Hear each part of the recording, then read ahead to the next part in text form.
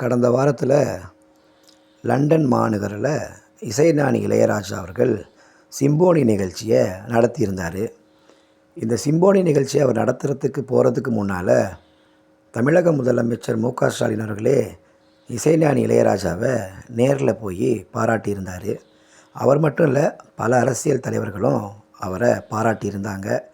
அதுபோல் மிகவும் பிரபலமான நடிகர்களும் இசைஞானி இளையராஜாவை பாராட்டு தெரிவிச்சிருந்தாங்க. ஏன்னா அவர் அந்த சிம்போனி நிகழ்ச்சியை இந்தியாவிலேயே முதல்ல போய் வெளிநாட்டில் நடத்துகிறாரு அப்படின்னு அவருக்கு எல்லாரும் பாராட்டு தெரிவிச்சிருந்தாங்க. சரி, சிம்போனினா என்ன அப்படிங்கிறது தான் இந்த பதிவு. இளையராஜா கடந்த வாரத்தில் லண்டனில் போய் சிம்போனி நிகழ்ச்சியை நடத்திட்டு வந்திருந்தார். வந்த உடனே அவர் ஏர்போர்ட்டில் ஒரு பேட்டி ஒன்று கொடுத்துருந்தார். அதில் என்ன சொல்லியிருந்தாருன்னா, எனக்கு 82 வயசாகுதுன்னு நீங்கள் நினைக்காதீங்க, என்னால் என்ன செய்ய முடியும்னு நீங்கள் நினைக்காதீங்க, நான் இந்த இசை நிகழ்ச்சியை பல உலக நாடுகளுக்கு நான் இன்னும் கொண்டு செல்வேன் அப்படின்னு சொல்லியிருந்தார். அது மட்டும் இல்லை, இந்த இசை நிகழ்ச்சிக்கு நீங்கள் யாருமே டவுன்லோடு பண்ணி பார்க்காதீங்க, இதை கேட்காதீங்கன்னு சொல்லியிருந்தார். இந்த சிம்போனினா என்ன அப்படிங்கிறது தான் இந்த பதிவு. அதாவது சிம்போனி அப்படிங்கிறது ஒரு கதை அல்லது ஒரு இடத்துல நடந்த சம்பவம் இல்லை ஒரு நிகழ்ச்சி, அதை இசை வடிவத்தில் 4 பகுதிகளாக சொல்கிறதுக்கு பேர் தான் சிம்போனி. இந்த சிம்போனி 2 விதமாக சொல்லுவாங்க. என்னென்னா, சேம்பர் ஆர்கெஸ்ட்ரா சிம்போனினும் சிம்போனி ஆர்கெஸ்ட்ரா அப்படின்னும் சொல்லுவாங்க. 16ஆம் நூற்றாண்டில் பார்த்திங்கன்னா இசையும் பாடலும் ஒன்றா கலந்து தான் இருந்தது. இசை தனியாகவோ பாடல் தனியாகவோ கிடையாது.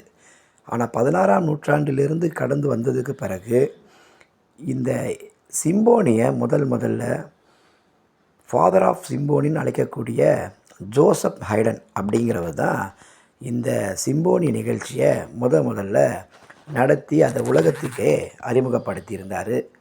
இந்த சிம்போனி நிகழ்ச்சியை பொறுத்த வரைக்கும் நம்ம சொல்லணுன்னா, ஒரு இசைக்கு வடிவம் கொடுத்து தான் அதை சிம்போனி அப்படின்னு சொல்லி அழைப்பாங்க. இந்த சிம்போனி எவ்வளோ நேரம் இசைக்கப்படணும், அதுக்கு எத்தனை இசை கருவிகள் பயன்படுத்தப்படணும், எத்தனை இசை கலைஞர்கள் அந்த சிம்போனி நிகழ்வில் கலந்துக்கணும் அப்படிங்கிறதெல்லாம் வரையறைகள் இருக்குது. அதாவது ஒரு சிம்போனி குறைந்தபட்சம் 20 நிமிஷம் வரைக்கும், குறைஞ்சது 20 நிமிஷம் சிம்போனி நடத்தணும்.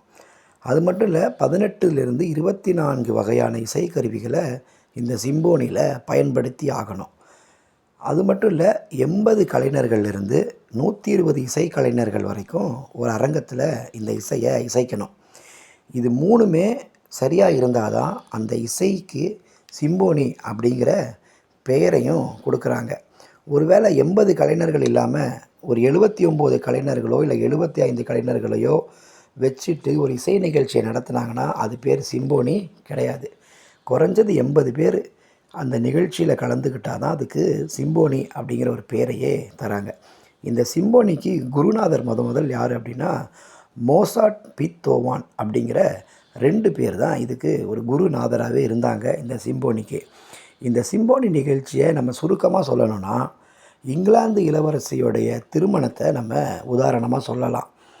காரணம் என்னென்னா, அந்த இளவரசியோடைய திருமணத்தில் கிட்டத்தட்ட நூற்றுக்கணக்கான இசைக்கலைஞர்கள் எல்லாம் சேர்ந்து ஒரு இசைக்கு வடிவத்தை கொடுத்துருந்தது தான் சிம்போனி அப்படின்னு சொல்லுவாங்க.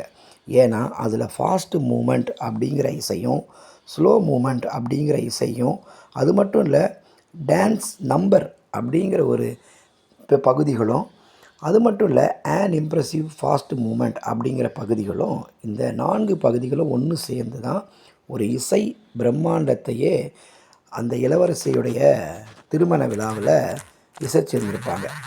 இந்த இசைக்கு தான் சிம்போனி அப்படிங்கிற பெயரும் கொடுக்கப்பட்டிருக்கு. இந்த 4 பகுதிகளையும் உருவாக்குறதுக்கு தான் 20 நிமிடங்களுக்கு மேலே தேவைப்படும். இதுக்கு தான் 80க்கும் மேற்பட்ட இசைக்கலைஞர்கள் தேவைப்படுறாங்க. இந்த இசை நிகழ்ச்சியை ரெக்கார்டட் பண்ணி கொண்டு போய் அதை இசைச்சாங்க அப்படின்னா அந்த நிகழ்ச்சியை சிம்போனின்னு அழைக்க மாட்டாங்க.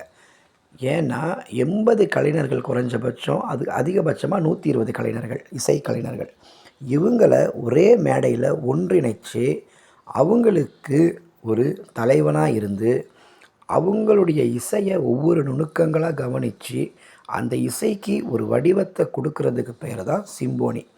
இந்த சிம்போனியை தான் லண்டன் மாநகரில் கடந்த வாரத்தில் இசை ஞானி இளையராஜா அவர் நிகழ்த்தியிருந்தார். அதனால தான் இந்த சிம்போனி ரொம்பவே பிரபலமாக தமிழ்நாட்டில் மட்டும் இல்லை, உலகம் முழுக்க பேசப்பட்டுச்சு.